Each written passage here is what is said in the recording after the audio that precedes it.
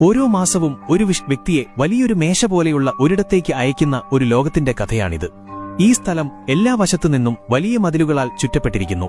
എല്ലാ വൈകുന്നേരവും ഈ മതിലുകൾ തനിയെ അടയും. ഇത് സംഭവിച്ചില്ലെങ്കിൽ എല്ലാവരുടെയും ജീവൻ അപകടത്തിലാകും. അലക്സ് ഈ വിചിത്ര ലോകത്ത് പുതിയതായിരുന്നു. ബാക്കിയുള്ളവർ അവരുടെ ജോലികളിൽ വ്യാപൃതരായിരുന്നു. ഈ ആളുകൾ മതിലുകളാൽ ചുറ്റപ്പെട്ട ഒരു ചെറിയ പ്രദേശത്താണ് താമസിക്കുന്നത്.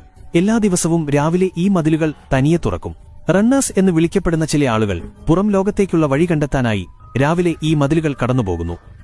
എന്നാൽ വൈകുന്നേരത്തോടെ അവർ തിരിച്ചെത്തിയില്ലെങ്കിൽ വാതിലടയുകയും അവർക്ക് അകത്തു കുടുങ്ങി മരിക്കുകയും ചെയ്യാം.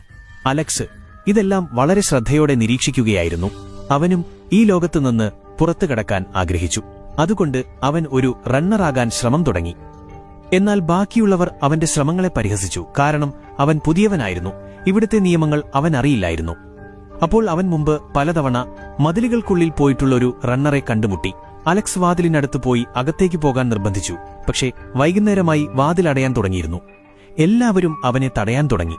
അപ്പോൾ വാതിൽ അടഞ്ഞു. റണ്ണർ അലക്സിന് വിശദീകരിച്ചു, ഇത് അത്ര എളുപ്പമല്ല. അകത്തുപോയി സുരക്ഷിതമായി തിരിച്ചെത്തുന്നത് വളരെ ബുദ്ധിമുട്ടാണ്. ഇതിന് വളരെ വേഗത്തിൽ ഓടണം. അന്ന് മാസത്തിലെ അവസാന ദിവസമായിരുന്നു. അതിനാൽ ഒരു മനുഷ്യനെ നിർബന്ധിച്ച് അകത്തേക്ക് അയച്ചു. കുറച്ചു കഴിഞ്ഞ് വാതിലടഞ്ഞു. അടുത്ത ദിവസം രാവിലെ 2 റണ്ണേഴ്സ് അകത്തുപോയി. പക്ഷെ വൈകുന്നേരം വരെ തിരിച്ചെത്തിയില്ല.